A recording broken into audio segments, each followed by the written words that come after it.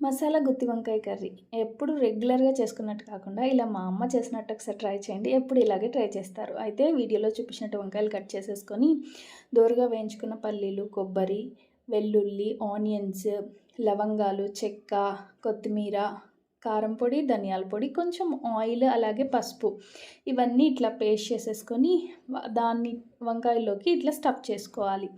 Stuff చేసి పెట్టుకున్న వంకాయలను పక్కన పెట్టేసి మనం పోపు పెట్టుకుందాం. ఇప్పుడు ఇందులోకి స్టఫ్ చేసిన వంకాయలు కూడా వేసేయాలి. చాలా ఫ్రై చేసేసుకోవద్దండి. కాస్త ఫ్రై అయిన తర్వాత మన దగ్గర ఇంకా ఎక్స్ట్రా మసాలా ఉంది కదా, అది కూడా వేసి ఫ్రై చేసుకోవాలి. అయితే ఇందాక మిక్సీ పట్టుకున్నాం కదా, అందులో కూడా మసాలా ఉండిపోయి ఉంటుంది.